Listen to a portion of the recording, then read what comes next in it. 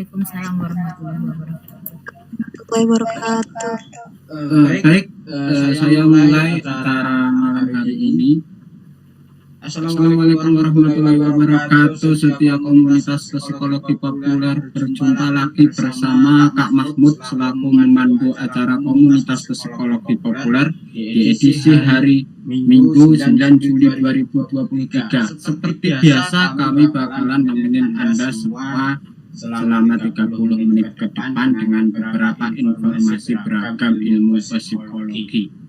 Untuk menginformasikan bahwasanya komunitas psikologi populer didirikan oleh Ibu Rosnalisa. Beliau ibu psikolog dan dosen dari konselor Universitas di UPN Veteran Jakarta dan founder Trust Psikologi Indonesia Jakarta. Yang mendampingi beliau adalah Bapak Asmat Sauki, sarjana psikolog, dan Mahmud Budi Santoso, sarjana sosial dari Guru BK SMIT dari Takwa. Didirikan sejak tanggal 12 April 2020 dan terus membangun hubungan serta mencerahkan wawasan psikologi sampai sekarang. Dengan jumlah anggota di awal mencapai 250 peserta. Waktu jumlah peserta sekarang menjadi 260 peserta. Baik, saya tidak sendiri, saya ditemani kepada Pak Hurin selaku moderator pada kegiatan malam hari ini. Baik, tidak lama-lama saya persilahkan waktunya dan tempat dari Kak Hurin untuk mengawali diskusi malam ini. Terima kasih. Terima kasih Kak Mahmud karena sudah mengawali acara kita pada malam hari ini. Sebelumnya, Assalamualaikum warahmatullahi wabarakatuh. Selamat malam Bapak, Ibu, dan juga teman-teman sekalian dari komunitas psikologi populer dan juga komunitas Life Inspiration yang berbahagia. Pertama-tama, marilah kita panjatkan puji syukur kehadirat Allah Subhanahu wa Ta'ala karena telah memberikan kita rahmat, kesehatan, dan keselamatan sehingga kita dapat berkumpul di Google Meet malam ini. Adapun topik yang akan kita bahas pada seminar malam hari ini yaitu kesehatan, kepribadian, dan gaya hidup, atau kalau dalam bahasa Inggris biasa disebut dengan mental health, personality, and lifestyle, dari narasumber-narasumber kita yang luar biasa. Yang pertama narasumber kita yaitu Kak Suri Maulida. Beliau adalah mahasiswi dari UIN Aranair, Banda Aceh, dan juga ketua komunitas Life Inspiration.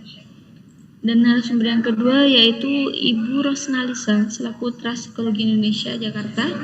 Selain itu beliau merupakan sosok ketua dari komunitas psikologi populer. Sebelumnya tepuk tangan.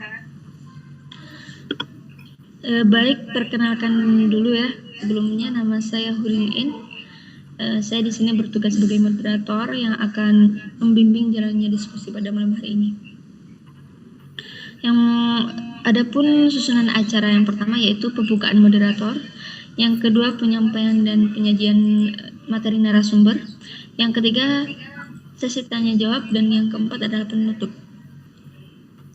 Baik Bapak Ibu dan juga teman-teman sekalian, sebelum saya panggil ke narasumber yang pertama, kita akan bacakan CV dari narasumber yang pertama. Bisa ditampilkan di share screen. Itu Kak Mahmud.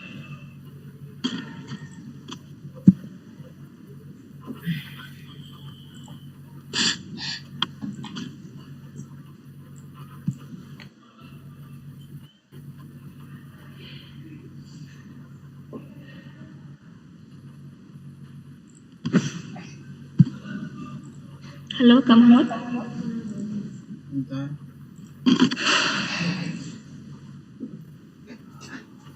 Mungkin dibacakan aja Kak.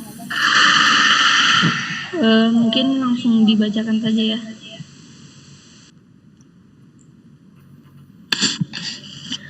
Narasumber kita yang pertama yaitu Kak Suri Maulida. Beliau adalah beliau kuliah di Universitas Anarair Banda Aceh. Adapun pengalaman kerja beliau ada di VLC Indonesia, Surabaya, Jawa Timur. Beliau juga bekerja sama dengan komunitas Life Inspiration sebagai ketua komunitas. Banyak sekali kemampuan beliau seperti public speaking, kemudian teaching, responsif dan komunikatif, dan juga Microsoft Word. Pendidikan beliau dari SD Simpang 3 Nuradu, ya, kemudian MTSN Nuradu Pidijaya, kemudian SMAN Unggul Pidijaya, dan sekarang di Universitas Islam Negeri Aranir Banda Aceh. Baik, langsung saja kita sapa pemateri kita yang pertama. Assalamualaikum Kak Suri. Waalaikumsalam Kak Hurin. Ini suara Kak Suri terdengar jelas nggak? Ya, sudah terdengar jelas. Kak Hurin gimana kabarnya? Kak Suri. Apa kabar Kak Suri? Alhamdulillah sehat, luar biasa. Bagaimana Kak Suri, sudah siap ya untuk memaparkan materi pada malam hari ini? Iya, sudah Kak. Baik, 20 menit ke depan saya persilakan untuk Kak Suri.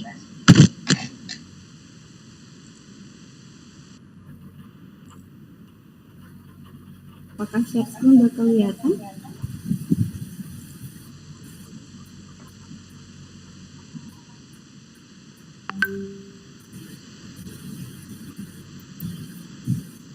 Udah terlihat ya? Halo Kak Hurin? Kelihatan. Kelihatan ya? Oke, sip.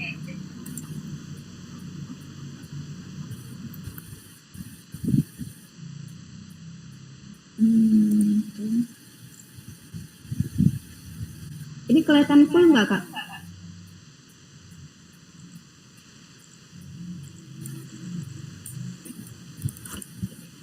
Baik, bismillahirrahmanirrahim.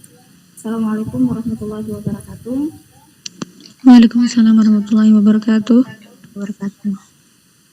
Alhamdulillahirrabbilalamin. Wassalatu wassalamu ala asyrafil anbiya'i wal mursalin Sayyidina Muhammad wa ala alihi wa sahbihi ajma'in. Amma ba'du. Alhamdulillah, puji syukur pada Allah, salat dan salam pada Rasulullah Muhammad sallallahu alaihi wasallam. Yang kami hormati Ibunda Rosyah yang telah berhadir pada malam hari ini. Beliau merupakan orang yang sangat keren ya, teman-teman. Kalian bisa belajar banyak nanti dari Bunda Ros juga. Dan terima kasih juga kepada Kak Mahmud tadi ya, selaku penggiat literasi di komunitas hip-hop, yaitu psikologi populer. Dan Kak Hurin juga tadi MC yang moderator yang udah sangat santun ya, sangat cantik pada malam hari ini. Tolong persilakan saya untuk memaparkan sedikit ya materi mengenai lifestyle, mental health, dan personality nantinya. Baik teman-teman, gimana nih kabar pada malam hari ini? Mungkin boleh direspon ya melalui audio. Pada baik semua nggak ini? Alhamdulillah baik. Alhamdulillah. Nah, memang kita itu harus selalu dalam keadaan sehat ya teman-teman. Oke, kita lanjut ya. Nah, kita belajar tentang lifestyle ya. Ada yang tahu nggak sih apa itu lifestyle? Ataupun pernah mendengar lifestyle itu apa? Ya, biasanya kita sebut lifestyle itu dengan gaya hidup ya. Gaya hidup. Ya, betul sekali. Gaya hidup. Nah, lifestyle sendiri ya dalam bahasa Inggrisnya itu lifestyle, kalau kita terjemahin itu gaya hidup ya. Merupakan bagian dari kebutuhan sekunder manusia yang mana bisa berubah tergantung zaman ataupun keinginan seseorang untuk mengubah gaya hidupnya sendiri. Ya, kalau kita berkaca di Kamus Besar Bahasa Indonesia sendiri, gaya hidup itu merupakan pola tingkah laku sehari-hari dari seseorang ya, baik itu dari segi fashionnya ataupun dari segi dia memanfaatkan waktu ya dalam memanfaatkan uang maupun hal lain sebagainya. Nah, gaya hidup ini bisa dilihat dari satu pakaian misalnya, kebiasaan dan lain-lain tersebut. Begitu. Nah, seorang tokoh juga yang bernama Setiadi, beliau mengemukakan bahwa gaya hidup itu adalah perilaku atau cara hidup seseorang dalam melakukan aktivitas. Dalam hal ini, baik itu menghabiskan waktu maupun uangnya tersendiri. Kan kita tuh tahu ya, misalnya Kak Hurin menghabiskan waktunya itu untuk kemana aja, sama Kak Sri menghabiskan waktu itu untuk mana aja kan beda. Kayak gitu ya, itu tergantung dari setiap orangnya. Nah, ini di gambar kita bisa melihat ya ada pemuda-pemuda yang asyik ngegame ya kayaknya, pada pegang gadget semua kayak gitu ya. Nah, gaya hidup juga beda-beda ya teman-teman. Ada yang senang nongkrong di warung ya, ada pula yang mungkin nongkrong di warung itu hanya untuk fun aja, untuk nge-game doang, ataupun ada yang nongkrong itu untuk hal-hal yang produktif seperti mengerjakan tugas, bekerja kayak gitu ya. Ada yang suka berbelanja juga gitu, ada yang suka keluar ataupun bermain-main itu dengan keluarga saja gitu, tanpa harus dengan teman-teman baru, dan bahkan ada juga yang suka menyendiri nih.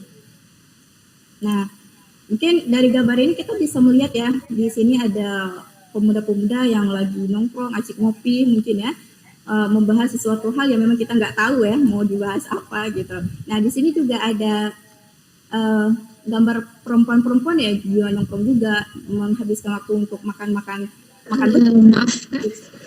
Halo? share screen-nya nggak ada di layar maksudnya. Nggak ada ya? Iya, nggak tampak. Oh, Tampak share screen-nya. oke, sebentar. Sekarang nggak kelihatan juga nih? Masih belum. Belum ya? Belum.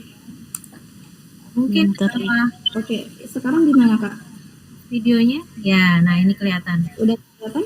Sekarang yang dilihat sama teman-teman apa, gambar apa? Halo, Bu Nagita? Iya, sudah sesuai.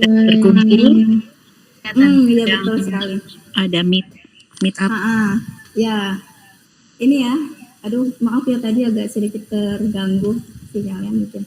Nah, ini ya, ada sekelompok pemuda yang asik nongkrong di kafe ya. Mereka itu, kita lihat di sini mereka pada pegang gadget ya. Dari gaya pegang gadget itu juga kita tahu ya, pasti ini kayak melakukan games gitu ya, lagi nge-games bareng kayak gitu. Nah, dari tiap-tiap orang juga berbeda ya gaya hidupnya. Ada yang suka nongkrong ya seperti gambar yang ini. Mungkin ada yang suka perempuan-perempuan tuh yang suka berbelanja fashionable yang terlalu wah gitu ya, tanpa itu hal-hal sekunder yang memang sebenarnya nggak terlalu dibutuhkan kayak gitu, tapi karena keinginannya untuk berfoya-foya mungkin ya, itu juga termasuk dari gaya hidup mereka gitu. Nah, bahkan juga ada orang yang suka menyendiri sendiri kayak gitu. Nah, dari gambar ini mungkin teman-teman juga pada paham ya. Ini masih kelihatan kan, Kak Hurin? Iya Kak.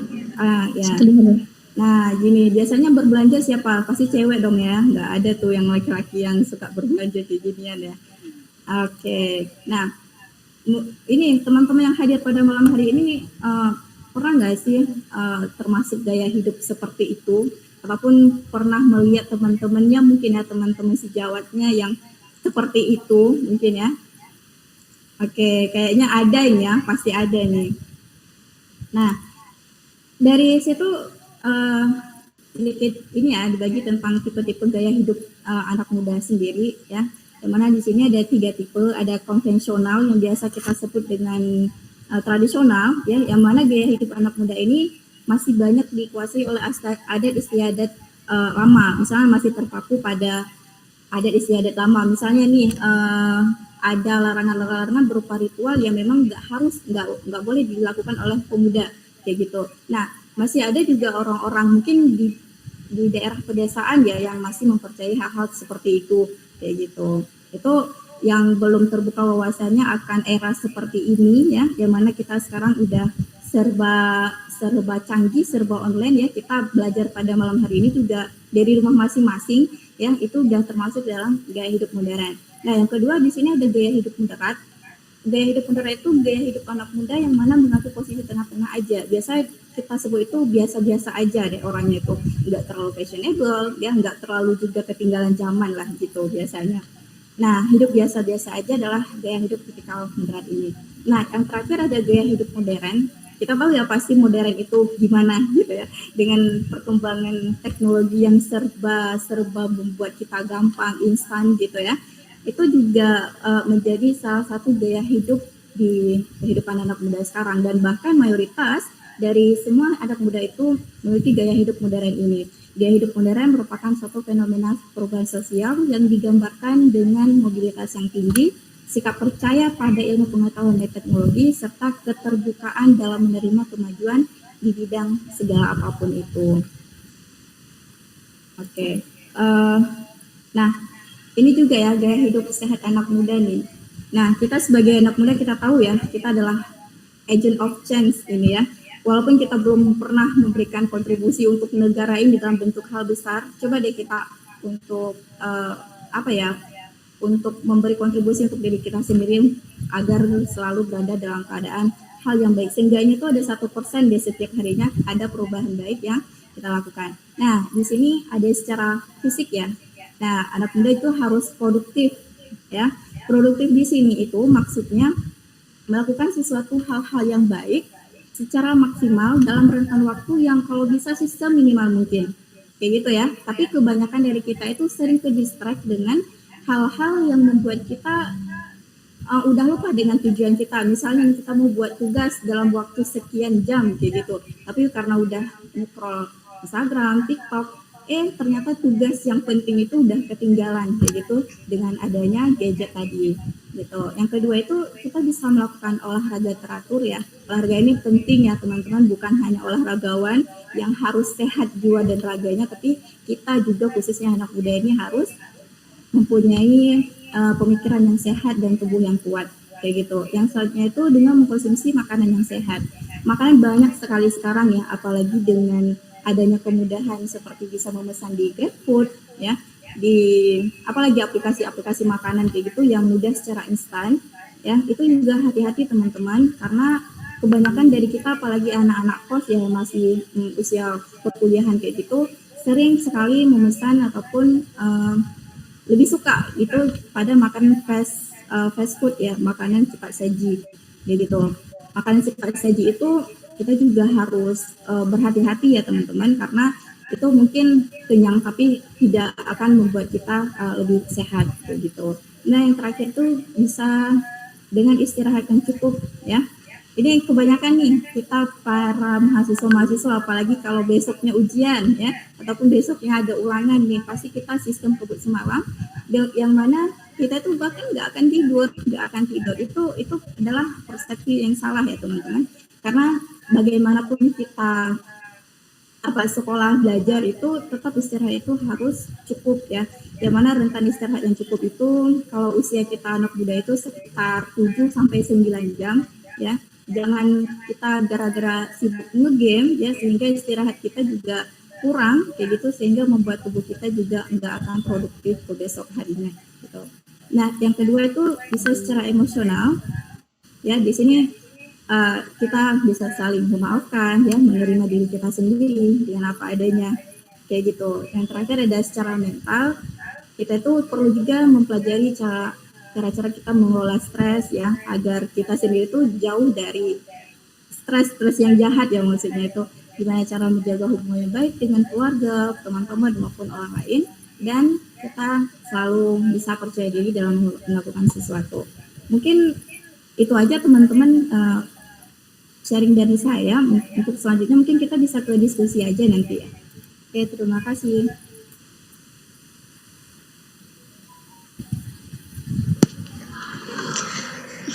Baik, terima kasih Kak Suri. Luar biasa banget ya materi yang sudah disampaikan, seperti tentang gaya hidup yang konvensional, kemudian gaya hidup moderat, gaya hidup modern. Adapun gaya hidup sehat untuk anak muda sekarang ya, harus diperhatikan dari fisik, emosional, dan juga mental gitu. Baik, langsung saja untuk sesi diskusi kita itu masuk ke acara ketiga. Jadi ini masih dalam acara kedua, yaitu pemaparan materi oleh pemateri yang kedua, yaitu Bunda Rosnalisa. Sebelumnya mungkin kita bacakan CV-nya dulu. Bisa ditayangkan di share screen mungkin ya.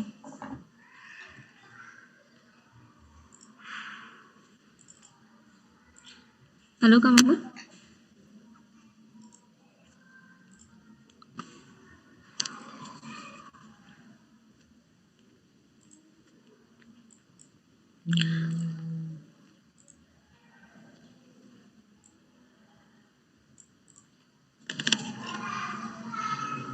Dalam mungkin Mas Mahmudnya ini. Ya sudah, kalau gitu langsung kita bacakan saja.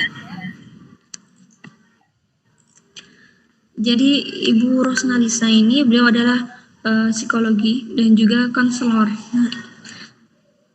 Beliau sekarang sebagai psikologi sekaligus founder Trust Psikologi Indonesia. Lebih dari 20 tahun beliau sebagai pembicara, trainer, dosen dalam bidang pendidikan, klinis psikologi dan pengembangan sumber daya manusia. Gitu. Untuk pendidikan sendiri, beliau sebagai Magister Psikologi Indonesia Persada Indonesia YAI. Kemudian pernah di standar profesi Clinical of Psychology Universitas Indonesia dan juga SIPP Psikologi atau surat izin praktek psikologi. Gitu. Untuk pengalaman kerja, beliau adalah founder dan juga konselor Trust Psikologi Indonesia Klinik Jakarta, Ketua Umum Psikologi Populer Indonesia, pengasuh Komunitas Obses Compulsive Disorder, dan mengajar di Universitas Pembangunan Nasional Veteran Jakarta. Adapun universitas lain dan juga seperti Stikes Mitra Keluarga Jakarta, Stikes Husada Jakarta gitu dan sebagainya. Untuk skill dan juga achievement beliau sangat luar biasa ya. Mungkin tidak bisa saya sebutkan satu persatu. Langsung saja kita sapa materi yang kedua, yaitu Ibunda Rosnalisa. Assalamualaikum Bunda. Waalaikumsalam Hurin, apa kabar? Alhamdulillah, kabar baik ya malam ini. Bagaimana Bunda, sudah siap untuk memaparkan materi untuk malam ini? Akan memaparkan materi sebenarnya tidak jauh berbeda yang tadi sudah dipaparkan oleh Sugeng. Iya. Saya persilakan ya 15 menit ke depannya. Silakan Bunda. Ya, nanti akan saya paparkan. Silakan Bunda.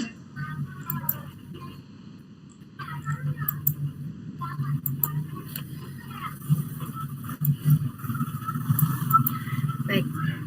Apa sudah kelihatan? Sudah kelihatan ya? Iya, sudah.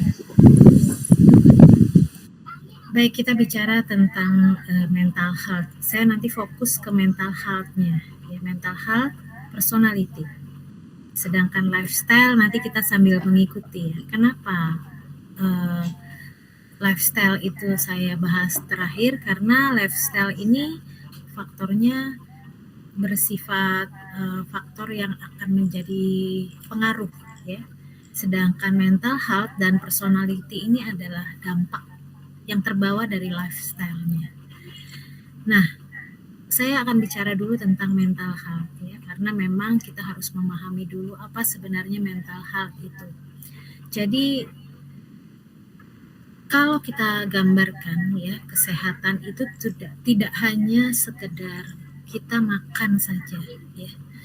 Karena kesehatan sebenarnya itu juga dipengaruhi oleh faktor psikologis, faktor kebutuhan-kebutuhan yang terpenuhi secara psikologis ya, yang menjamin kesehatan itu sendiri, ditambah dengan kesehatan-kesehatan yang lain ya, seperti kesehatan sosial, hubungan dengan orang-orang yang lain, spiritual. Ini akan memberikan dampak yang besar terhadap kesehatan itu sendiri.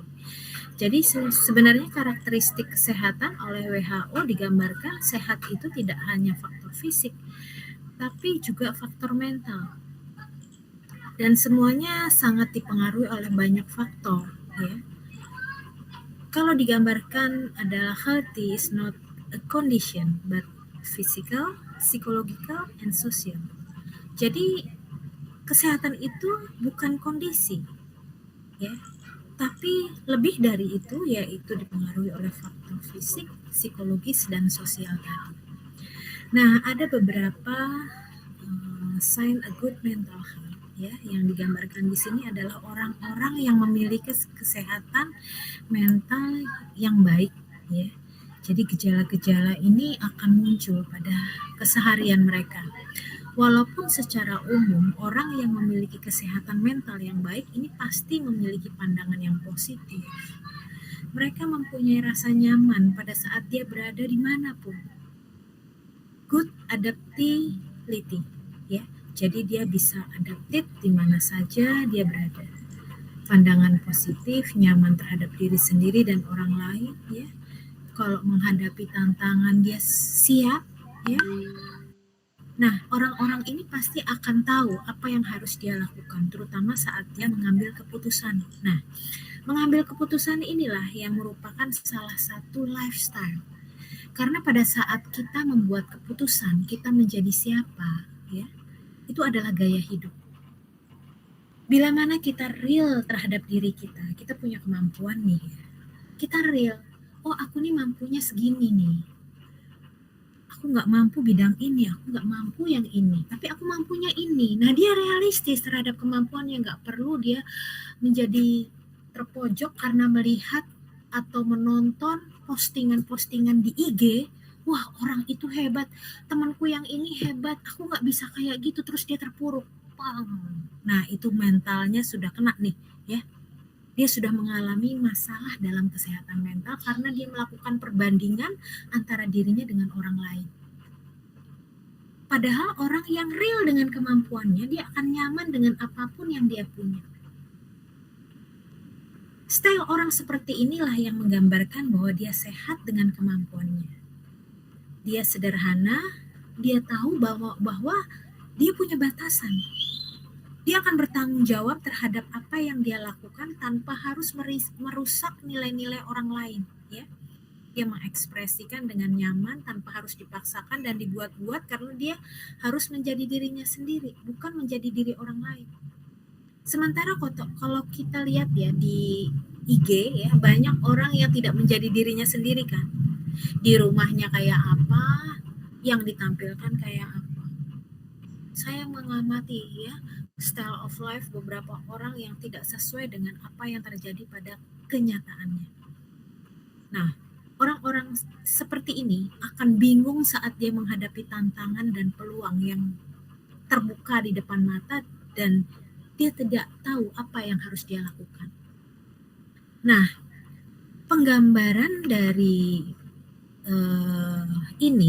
penggambaran dari gejala-gejala masalah kesehatan mental yang saya sebutkan tadi, itu salah satunya dipengaruhi oleh gaya hidup, walaupun banyak faktor lain ya. Ini faktor-faktor yang berpengaruh terhadap kesehatan mental. Faktor genetik ada nggak yang berpengaruh pada kesehatan mental? Oh, tentu ada.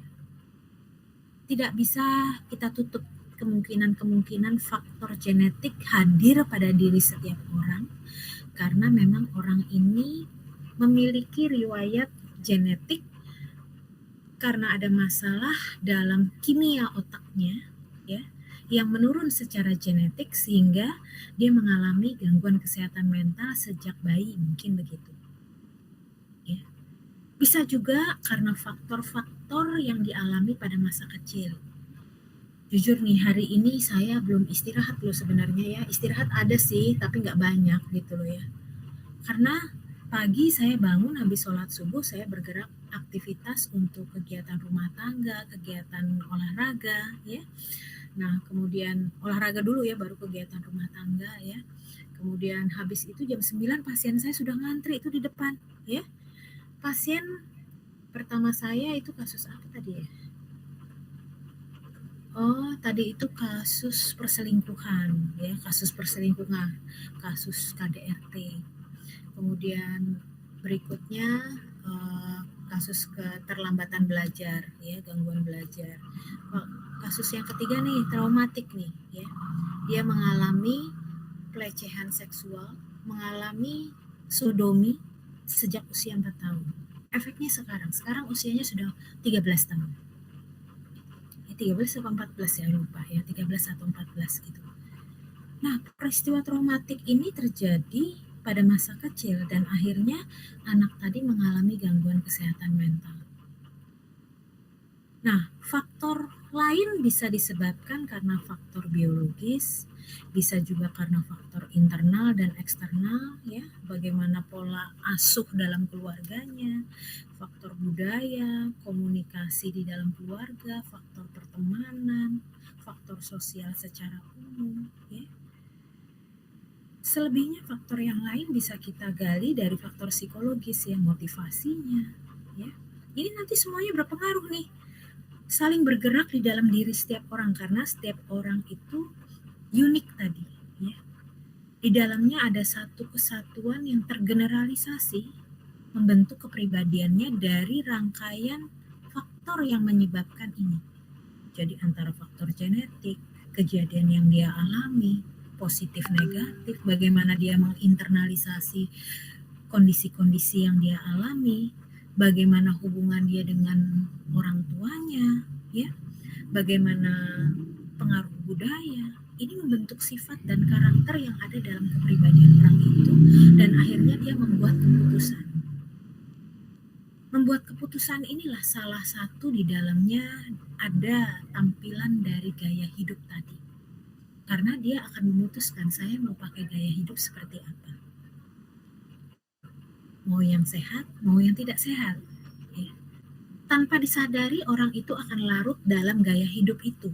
Sampai suatu masa di mana dia mengalami kondisi bahwa gaya hidup ini akan mengganggu atau tidak mengganggu dirinya. Perubahan pengambilan keputusan terhadap gaya hidup yang dia ambil itu akan terbentuk sedemikian rupa dari proses perjalanan waktu tadi. Sehingga kita bisa lihat ada anak muda yang mungkin sehat secara mental, ada anak muda kemudian mengambil keputusan dengan cara yang salah. Mungkin ada orang yang sudah berumur tapi tetap hidupnya tidak sehat. Nah, inilah yang saya sebutkan faktor-faktor yang penting harus kita bahas di sini sebagai bagian dalam kesehatan mental tadi. Nah, saya akan menggambarkan beberapa isu-isu kesehatan mental ya. Salah satu contohnya depresi saja ya. Depresi ini adalah salah satu masalah yang ekstrim yang terjadi belakangan ini, meningkat di era pandemi kemarin. Sebenarnya masa pandemi itu adalah masa proses pembelajaran kita. Kita itu jadi aware gitu loh. Wah, pengalaman ini berharga yang membentuk aku harus bagaimana. Karena pada masa pandemi ya, ada orang yang introvert. Ini kita bicara personality. Ada orang yang introvert, ada orang yang extrovert kan. Pada masa pandemi orang yang introvert itu nggak masalah kalau dia di dalam rumah. Orang-orang yang introvert itu merasa kalau dia disuruh di rumah saja, bekerja di rumah saja, sekolah di rumah saja, itu kebenaran banget. Ya. Dia memang sudah biasa tampil dengan gaya hidup yang sendiri. Ya. Mereka produk-produk yang tidak mau tampil kebanyakan seperti gaya hidup orang lain yang harus diakui oleh orang banyak. Berbeda dengan orang ekstrovert. Tapi kita tidak mengatakan bahwa introvert salah. Karena ada kekurangan pada gaya hidup introvert, ada juga kelebihan pada gaya hidup introvert. Kalau kita bicara personality ya. Tapi gaya hidup orang yang ekstrovert, mereka akan stres kalau berada di dalam masa pandemi itu. Ya. Harus di rumah. Sementara aku biasa nongkrong, aku biasa jalan-jalan seperti yang dikatakan oleh Mbak Suri tadi. Aku biasa selfie nih, ya sama teman-teman bareng-bareng. Nah, ini harus jaga jarak pula ya. Nah, ini gimana? Kondisi-kondisi ini menyebabkan beberapa kalangan orang yang tidak siap terhadap dirinya sendiri dan perubahan-perubahan di dalam kehidupan. Tanpa disengaja dia mengalami masalah dalam kesehatan mental mereka. Ada yang memang ya beberapa di antara persentasenya sampai ke ujung depresi. Ya. Nah berikutnya lagi ya, saya mau tampilkan bagaimana paduan kalau kita membicarakan tentang, tadi sudah saya sedikit ya, kita bicarakan tentang kepribadian atau personality. Jadi personality itu sebenarnya paduan yang utuh ya antara sikap kita, sifat kita, pola pikir kita, emosi kita, ya. Nilai-nilai yang ada di luar dan nilai-nilai yang kita percaya, kita yakini, itu berinteraksi dengan diri kita. Sehingga kita melakukan sesuatu sesuai yang terjalin di dalam diri kita tadi, terinternalisasi dan membentuk satu persepsi diri dalam pengambilan keputusan. Akhirnya individu akan menemukan sebuah pemahaman tersendiri terhadap dari internalisasi paduan-paduan yang dia dapatkan selama kehidupan tadi. Nah, proses pengambilan keputusan inilah yang menentukan munculnya gaya hidup seseorang. Ya, ini para ahli menyebutkan beberapa definisi gaya hidup. Secara umum, gaya hidup itu merupakan satu pola hidup seseorang. Bagaimana dia tertarik terhadap sesuatu. Tertarik pada sesuatu kan ada faktor kepribadiannya. Nggak bisa orang itu tertarik hanya begitu saja. Bagaimana mereka menghabiskan waktu mereka, bagaimana mereka tahu apa yang penting dan tidak penting buat diri mereka, bagaimana pandangan diri mereka ya tentang dunia luar, tentang diri mereka sendiri. Itu akan menentukan bagaimana gaya hidup mereka. Secara umum baik kepribadian, lifestyle, dan bagaimana orang mengambil keputusan itu ditentukan oleh faktor-faktor ini ya. Self ya, bagaimana dirinya tahu tentang dia berada, saya berada di mana ya, oh saya ini tinggal di Jakarta, aku harus gaya Jakarta dong, aku tinggal. Anda bisa lihat nih ya, orang Jakarta tuh beda-beda ya, mereka Jakarta, mereka yang tinggal, mungkin saya ini tinggalnya di daerah pinggiran ya, saya tipe yang tidak terlalu modern ya. Tapi mereka-mereka yang tinggal di Jakarta Selatan ke atas ya, ini gaya hidupnya modern ya. Dia tinggal di mana? Mereka-mereka yang tidak bisa mengikuti gaya hidup seperti itu mungkin dianggap sebagai orang-orang yang terisolir ya. Faktor lain mungkin faktor kepribadian, sifat kepribadian. Mungkin ada yang memang mau atau tidak mau ya, itu keputusan mereka. Karena seperti yang saya katakan, ada orang yang introvert, ada yang orang yang extrovert. Faktor yang lain intelijensi. Karena kecerdasan itu menentukan proses pengambilan keputusan. Oh, ngapain amat sih aku begitu? Ih, gak penting gitu ya. Nah, itu kecerdasan. Ya. Kemudian appearance dan impression, ya bagaimana penampilan. Nah, kalau zaman sekarang nih orang tuh ya berlomba-lomba untuk tampil luar biasa di hadapan orang lain, pengen dipuji, pengen aktuil, ya, pengen kelihatan beda, terkesan dan sebagainya. Itu beda-beda. Ada orang kelihatannya handphonenya mewah, bajunya keren, tapi makan nggak penting, makannya seadanya aja, makannya bahkan tidak sehat. Yang penting dia tampil di medsos keren. Ini akan mempengaruhi gaya hidup ya. Kemudian bagaimana dia memahami kesehatan, pola sehat, pola cara berpikir sehat, cara berperilaku sehat, ya, cara memilih atau menentukan keputusan makanan sehat apa yang dia makan. Itu juga akan berpengaruh pada gaya hidup dia. Ya. Saya sudah berumur, ya, saya mikir-mikir kalau disuruh makan makanan yang yang menyebabkan overweight ya, yang menyebabkan tekanan darah saya meningkat ya, saya memilih makanan-makanan yang sederhana saja. Kalau disuruh milih, saya lebih suka makan gado-gado ya ketimbang makan pizza dan sebagainya ya.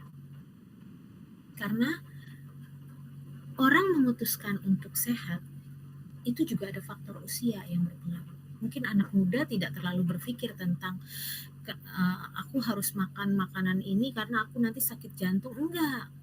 Tapi bagi orang-orang yang sudah cukup usia, mereka akan berpikir tentang bagaimana mempola makanan mereka. Saya punya teman ya, teman saya itu pola hidupnya sangat sehat. Teman saya ini sekarang pindah ke Jogja ya, sahabat saya ini ya, pindah ke Jogja. Kemudian dia mengajar di sana, sama dosen juga, sama dengan saya. Tapi dia sangat menjaga kualitas kesehatannya. Dia itu jarang minum obat. Dia memilih untuk tidak minum obat, tapi dia berolahraga. Saat dia kena flu, dia berolahraga dan makan makanan sehat. Dia tidak minum obat. Dengan olahraga dan makanan sehat itu, flu-nya sembuh. Hampir semua penyakit yang dia alami tidak pernah minum obat. Yang dia lakukan hanya berolahraga dan makan makanan sehat. Saya nggak bisa kayak dia loh. kamu coba ikutin saya, kata dia bilang begitu. Aduh, kayaknya mindset saya belum siap ya, karena pada saat saya sakit kepala, saya masih ngambil kadang-kadang kalau saya bisa tidur, saya memilih istirahat ya. Tapi kalau sangat sakit kepala saya, mau nggak mau saya ngambil obat. Walaupun saya jarang minum obat juga, saya tipe orang jarang minum obat. Tapi teman saya ini sama sekali nggak minum obat. Nah, faktor yang lain yang mempengaruhi kesehatan mental dari gaya hidup, lifestyle, dan bagaimana dia mengambil keputusan itu ditentukan dari proporsi tubuhnya sendiri. Tingginya berapa, berat badannya, bentuk badannya, itu kan jadi gaya hidup ya. Wah, aku nggak harus begini. Tapi ada juga lah mereka yang sudah terdiagnosa obesitas tetap aja makannya heboh ya. Ya itulah bagaimana dia mengambil keputusan kan ya. Bagaimana sikap dia terhadap orang lain ya, bagaimana knowledge ya, pengetahuan dia, bagaimana skill yang dia punya, bagaimana nilai-nilai value ya, kemudian bagaimana emotional tone and control ya, bagaimana dia mengendalikan dirinya ya pada saat dia menghadapi reaksi-reaksi emosi saat dia berada dengan orang lain, bagaimana peranan dia di dalam masyarakat itu sendiri. Ini akan berpengaruh terhadap style of life mereka, terutama personality dan kemudian style of life-nya ya. Jadi kita bisa lihat ya, ada orang-orang yang ekstraversi nih, orang yang ekstrovert maksud saya ya. Dia akan senang bergaul, banyak bicara ya. Ada yang menyenangkan, baik hati. Ini tipe-tipe yang digambarkan dari MBTI ya. Kemudian ada yang bertanggung jawab, ada yang tenang, ada yang menyukai hal-hal yang baru. Ini masing-masing orang dengan gaya hidup masing-masing ya yang akan mempengaruhi karakter-karakter mereka. Nah, secara umum dari semua yang saya gambarkan, jadi faktor yang mempengaruhi utama dalam lifestyle itu dari umur dan tahap daur hidup mereka. Pekerjaan, pengetahuan, situasi ekonomi mereka, dan kepribadian itu akan mempengaruhi gaya hidup mereka. Mereka akan berpikir apa yang harus dia gunakan waktu mereka dalam kehidupan mereka sehari-hari. Minat mereka apa, opini yang dia kembangkan dalam diri sendiri itu seperti apa. Itu akhirnya membentuk kemampuan dia membuat keputusan. Nah, kalau tadi Mbak Suri menyebutkan 3 gaya hidup yang digambarkan, mulai dari gaya hidup konvensional, gaya hidup moderat ya, gaya hidup modern ya. Ini 3 macam gaya hidup yang bisa kita simpulkan hadir di sekitar kita. Itu bisa kita kembangkan menjadi 8 ya. Ada gaya hidup modern tadi sudah digambarkan ya. Ini industri gaya hidup. Mereka penuh dengan gaya. Ada juga orang yang selalu terjebak sama iklan. Ada iklan ini beli, ada iklan ini beli. Ini gaya hidup juga, ya. Mereka sangat terpengaruh oleh aplikasi-aplikasi yang ada di gadget mereka. Kemudian mereka menikmati kehidupan mereka bersosial media dengan iklan-iklan itu. Ada juga yang mereka mencari identitas dalam panutan yang mereka tiru. Mereka adalah humas ya. Humas ya, mereka sangat kaya dalam perubahan, kaya dalam interaksi dalam masyarakat mereka, bahkan digambarkan sebagai jurnalisme gaya hidup. Mereka menemukan identitas panutan yang harus dia tiru. Dia ketemu Barack Obama, aku pengen kayak Barack Obama. Saya ingat kalau Barack Obama itu, kalau dia emosi dia selalu tangannya seperti ini ya, dia menggenggam tangannya, kemudian dia membentuk sebuah penetralisiran emosi ya.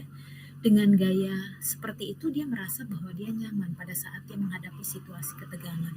Nah, beberapa poin-poin yang ada pada orang-orang yang kita panuti seperti itu ya, itu beberapa orang mungkin ya, ada yang lebih suka dengan siapa ya, itu melakukan tilikan terhadap gaya hidup seseorang tadi.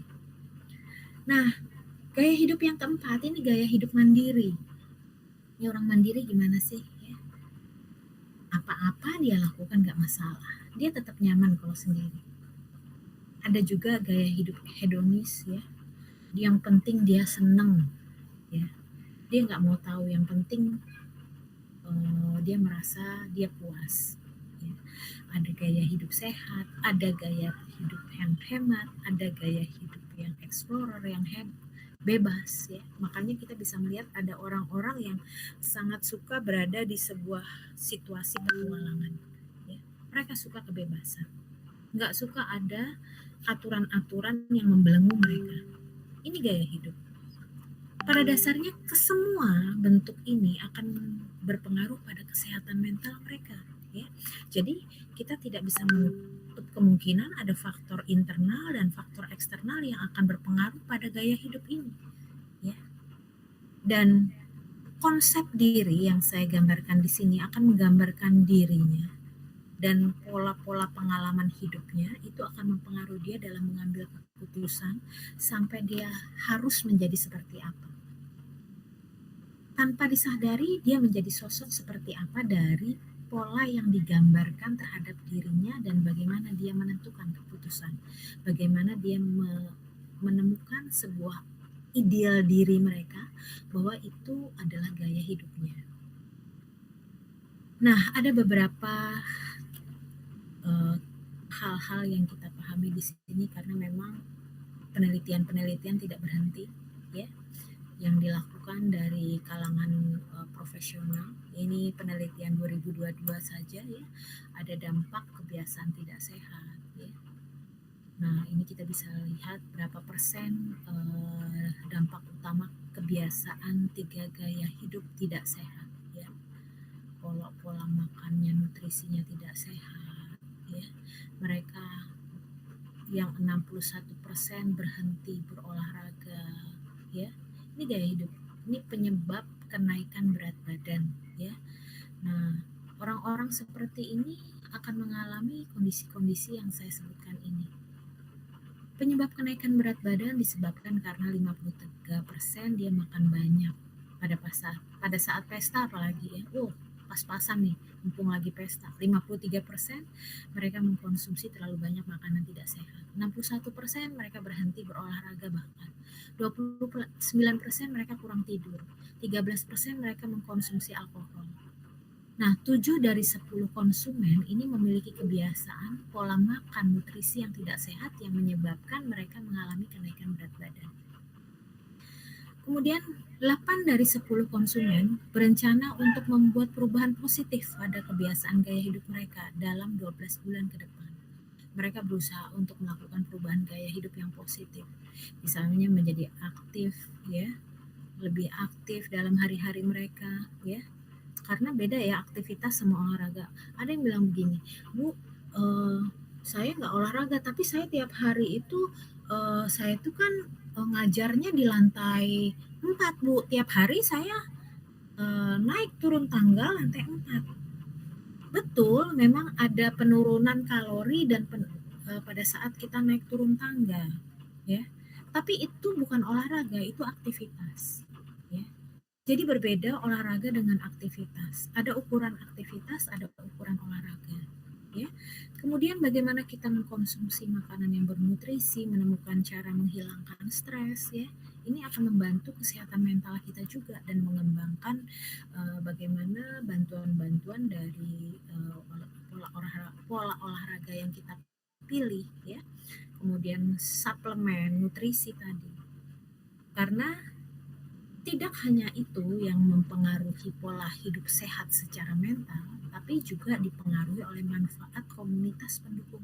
Nah, saya senang sekali bisa bergabung dengan komunitas Life Inspiration, salah satu komunitas yang melakukan dukungan moral ya, knowledge. Kan kita tadi sudah bayangkan ya, orang-orang yang tidak cukup punya pengetahuan itu tidak akan mampu merubah perubahan yang positif dalam dirinya. Pengetahuan itu adalah salah satu faktor utama yang bisa membantu kita untuk melakukan perubahan.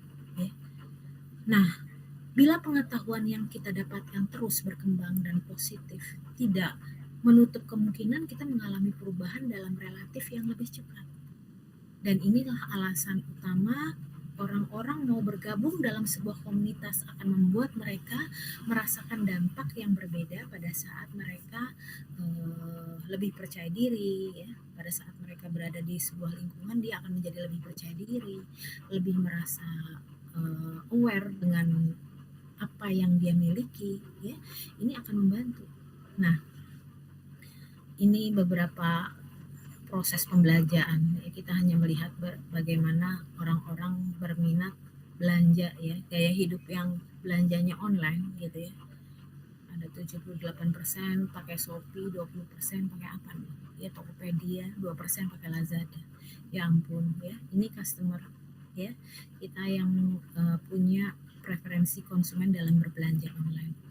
Nah, ini adalah aktivitas, interest, ini gaya hidup ya. Aktivitas itu akan berpengaruh pada gaya hidup itu berpengaruh pada aktivitas, pada minat, pada pendapat-pendapat dalam pikiran kita. Nah, ya, kita akan melihat gaya hidup kita akan terlihat dalam saat kita bekerja, menyalurkan hobi, berlibur, berteman, ya, hiburan, komunitas, ya, dan berpengaruh juga pada minat-minat kita, ya, makan, pilihan pakaian, ya, itu berpengaruh pada bagaimana kita mengelola opini ya. Entah itu kita tertarik atau tidak tertarik pada dunia politik, tertarik pada bidang pendidikan, tertarik atau tidak terhadap masalah sosial dan seterusnya, itu akan berpengaruh pada gaya hidup kita. Nah, pentingnya mental illness ya. Karena di sekitar kita tahu ada beberapa masalah-masalah kesehatan jiwa, dari schizofren, anxiety ya, cemas ya, di gangguan mental dengan halusinasi, anxiety, depresi, perasaan sedih mendalam, bipolar ya. Kita harus jaga ini. Salah satunya adalah dengan cara menjaga kesehatan mental kita dan merubah bentuk gaya hidup yang tidak sehat tadi. Kita bisa tentukan dengan memberikan keputusan bahwa kita melepaskan semua hal-hal yang negatif pada diri kita yang berpengaruh pada pola makan kita, kebiasaan hidup kita yang sehat, aktivitas ya, tadi bagaimana kita melakukan pembelajaran, beropini ya, memilih minat yang cocok atau tidak. Ini akan membantu kita untuk menjaga kesehatan mental kita ya. Baik, ada hal-hal penting selain kita positif terhadap diri sendiri, olahraga, bersyukur, istirahat, makan makanan sehat, terbuka pada orang, kemudian lakukan sesuatu untuk bisa menyenangkan diri dan menyenangkan orang lain, tidur yang cukup ya, karena ada orang yang begadang, kan ini juga gaya hidupnya pemalas, begadang sih, dibalik tuh gaya hidup pemalas ya, pagi tidur, dia malam begadang. Nah, kita harus self care ya, secara emosional, fisik, sosial, dan spiritual ya. Manage stres kita ya, memaafkan kesalahan orang lain, menumbuhkan rasa sayang, apresiasi diri. Kemudian faktor fisik, bagaimana kita berolahraga, mengkonsumsi makanan sehat, bagaimana kita mencari dukungan, bergabung dengan komunitas-komunitas yang positif ya. Dan secara spiritual kita bisa kapan menikmati diri kita sendiri saat berhubungan dengan Tuhan. Nah, inilah ya bagian utama dalam diri kita untuk bisa menjamin kualitas hidup kita ya. Nah, ini akan membantu kita untuk tetap sehat dimanapun kita berada, agar kita bisa real terhadap diri kita sendiri ya. Lifestyle kita ubah. Mungkin ada hal yang salah dalam pemilihan lifestyle kita membuat keputusan yang salah sehingga kita memilih lifestyle yang salah. Berhenti kita untuk membandingkan diri dengan orang lain, karena setiap orang harus menyadari proses menjadi diri sendiri dan rutin mengapresiasi, mengupgrade ya. Hindari lingkungan yang toksik dan jadilah dan nyaman dengan gaya sendiri sesuai dirimu tanpa tekanan. Baik, terima kasih. Itu saja. Apakah terlalu lama? Oke, saya kembali. Wah, tadi 9 kok, sekarang 8. Iya. 9 tadi. Terima kasih Bunda, Masya Allah, ilmunya yang luar biasa sekali. Jadi intinya kita harus punya pandangan yang positif ya.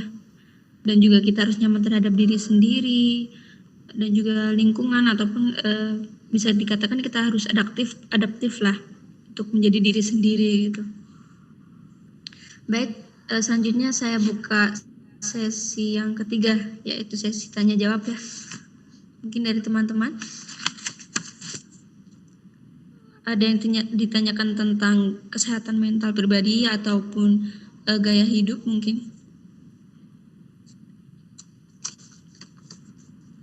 Atau baik, bisa raise hand dulu boleh.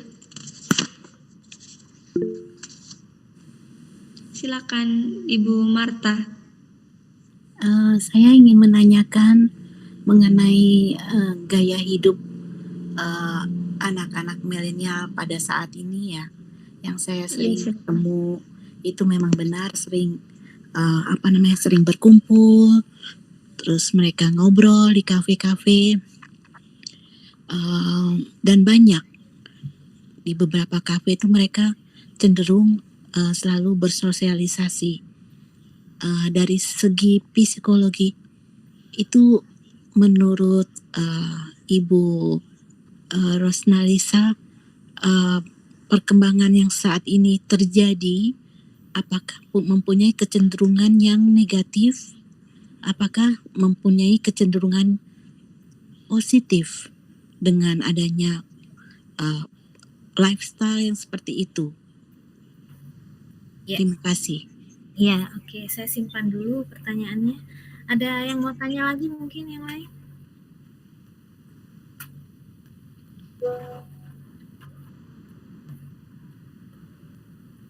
Silakan untuk yang lain bisa raise hand.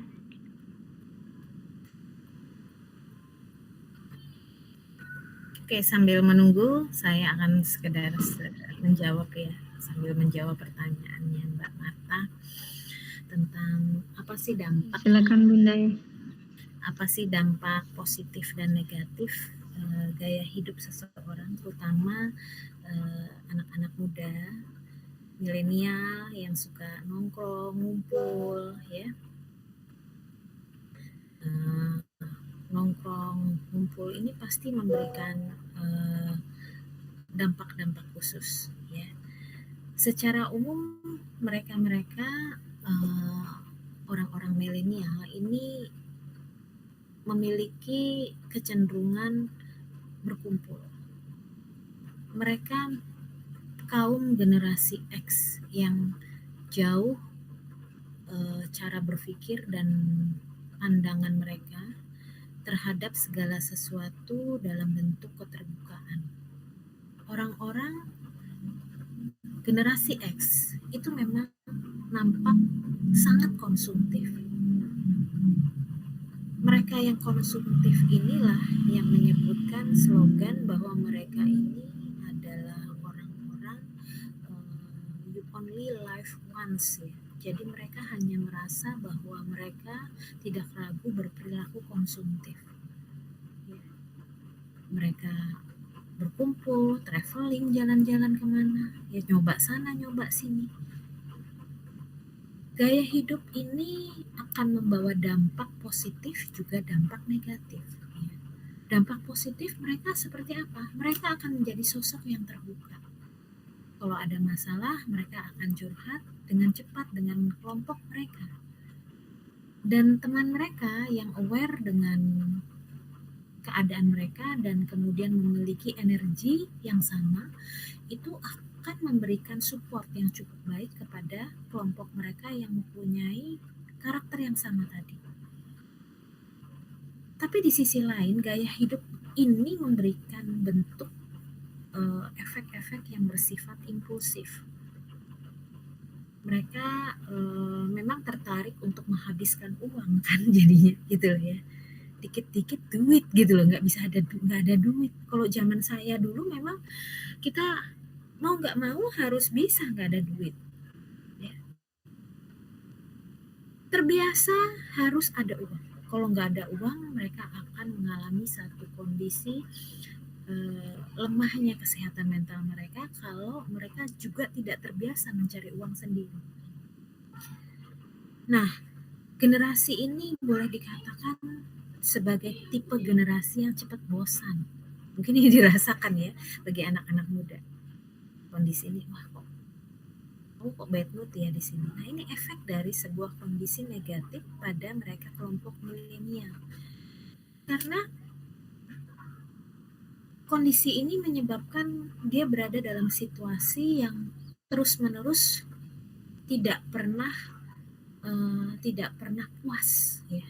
Kan selalu ada yang baru gitu ya. Nggak kelar-kelar gitu ya.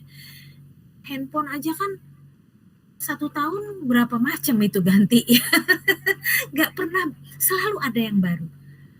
Dan akhirnya loh, ada yang lebih bagus lagi, bosan, ganti lagi, bosan, dia cepat bosan.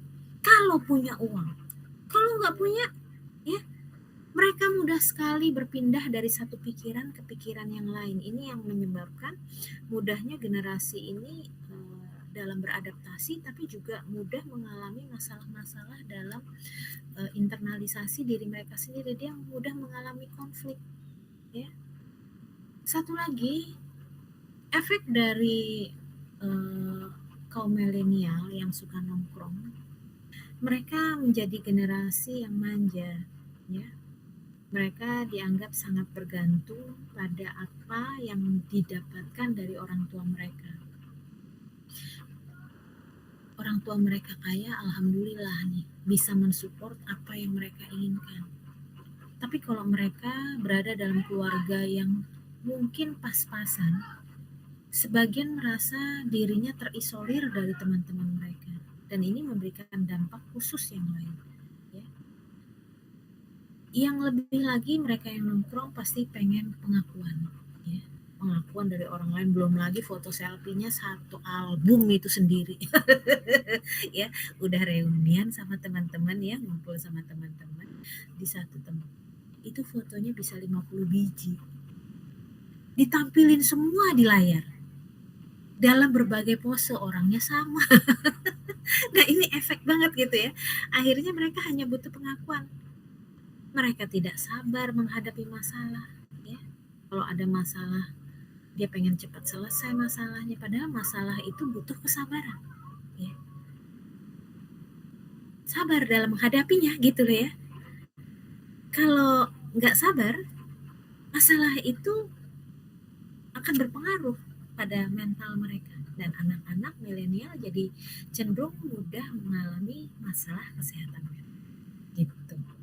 Gitu Mbak Marta. Yang bisa saya terangkan. Mudah-mudahan Mbak Marta bisa paham. Ya, cukup?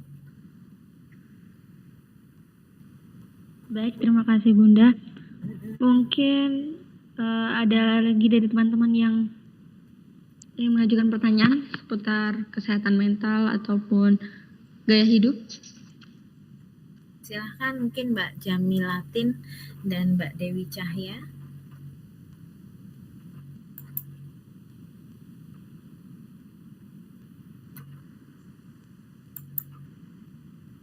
Nih Mbak Suri sendiri. Aduh Mbak Suri jadi bertanya nih narasumber.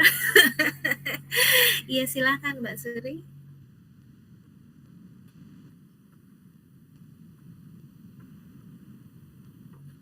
Gimana Bunda? Enggak, tadi cuma kirim emoticon aja. Oh. Iya, plus untuk Bunda. Luar biasa nih jawaban dari Bunda tadi ya. Iya, ada lagi yang mau ditanyakan silakan. Baik, kalau gitu mungkin saya sendiri yang akan bertanya. Silakan Mbak Hurin. Mungkin dari seputar gaya hidup dan hubungannya dengan mental juga ya. Kebanyakan untuk gaya hidup zaman sekarang itu pasti lebih ke mengarah ke toksik mungkin ya. Itu. Ya banyak juga sih sebenarnya lingkungan yang positif. Tapi untuk sekarang sepertinya dominan itu lingkungan yang negatif gitu.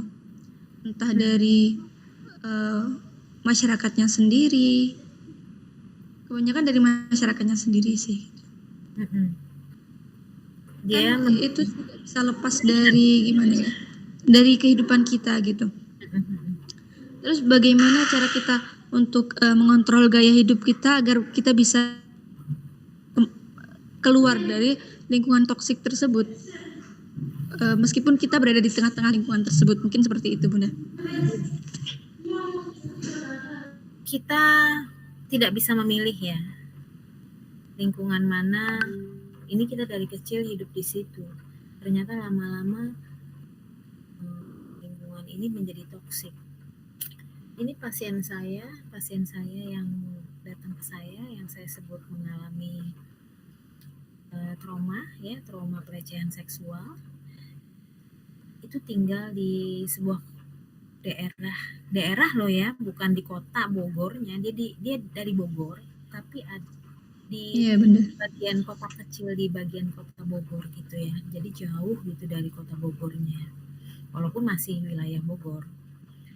Cuman saya kaget ternyata lingkungan itu toksik, karena anak ini mengalami pelecehan seksual ya dari pembantunya ya. Jadi pembantunya ini punya anak ya, anaknya ini keterbelakangan mental ya.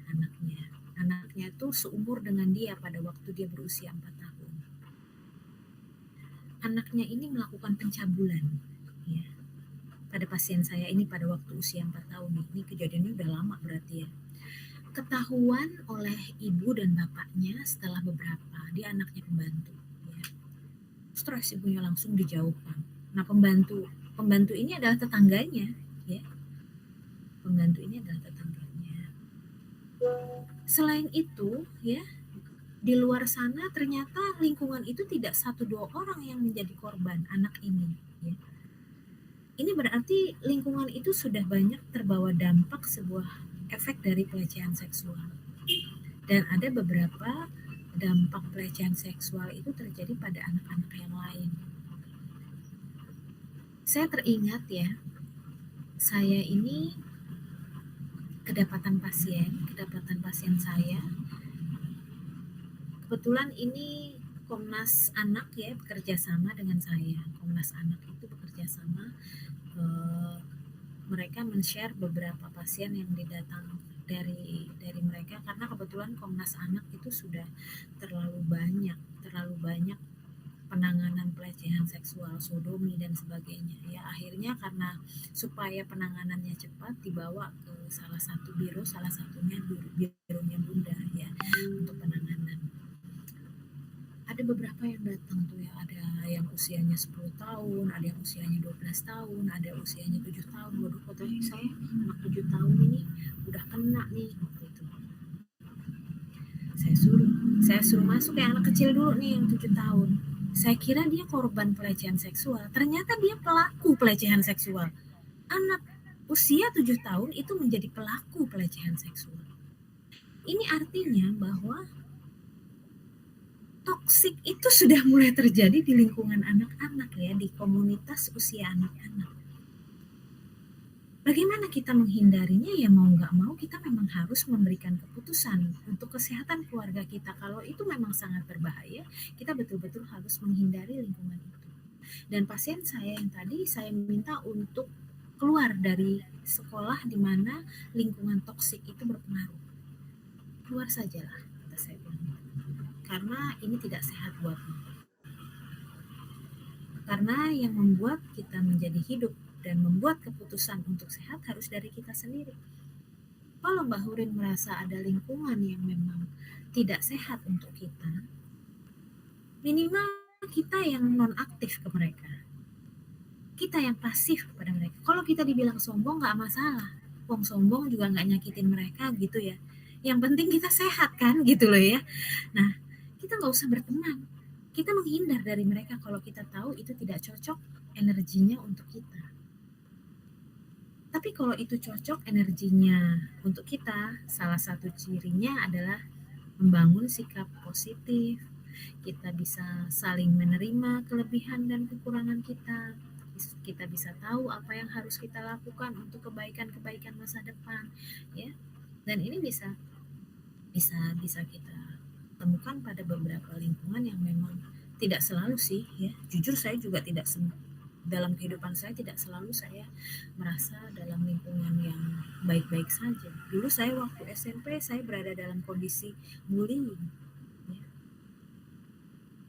Saya pernah dibully juga. Ya. saya berada dalam lingkungan yang toksik, pernah.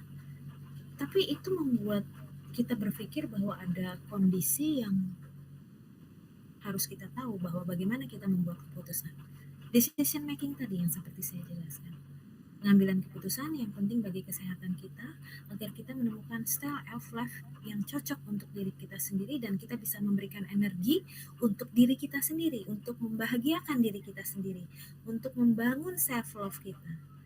Kemudian baru membangun bagaimana rasa cinta kita pada orang lain gitu. Begitu Mbak Hurin ya, mudah-mudahan itu bisa dipahami. Baik Bunda, terima kasih banyak gitu.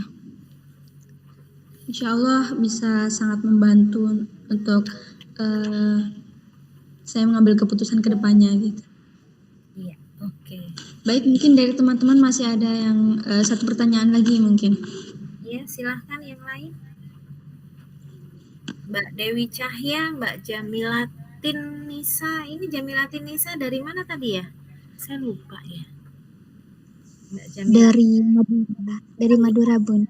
Wow, Masya Allah. Ini seharusnya kita ini ada banyak yang hadir, ada 14 orang lagi yang hadir. Kenapa Mas Mahmud pada tidak bisa join? Ada masalah. Padahal ada dari Sulawesi yang sudah mendaftar. Mbak Dewi Cahya dari mana ini?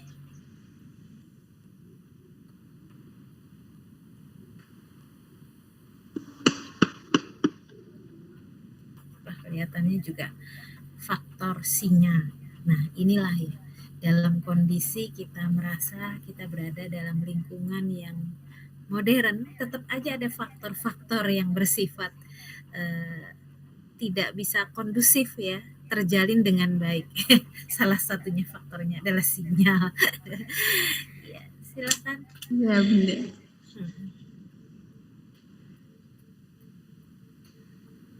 Oke, kalau nggak ada nggak apa-apa Mbak Hurin, mungkin ditutup dulu karena waktu kita sudah masuk di jam 9 ya, waktu Indonesia bagian Barat. Kalau Anda masih di waktu Indonesia Barat juga ya?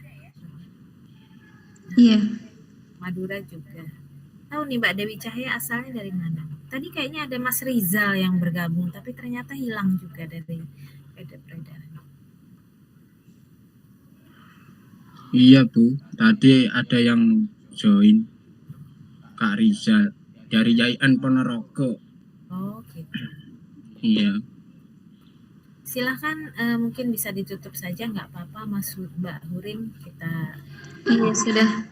Baik, mungkin kesimpulannya kita harus menjaga gaya hidup untuk menjadi lebih baik ya, dengan menyeimbangkan antara kesehatan mental, kesehatan emosional, dan juga kesehatan fisik, agar kita dapat memiliki pandangan yang lebih positif, kita juga bisa nyaman terhadap diri sendiri, ataupun dengan lingkungan, biar bagaimanapun lingkungan tersebut ya, kita harus mampu untuk memenuhi tantangan dan juga tuntutan hidup dengan kesehatan mental yang baik, begitu.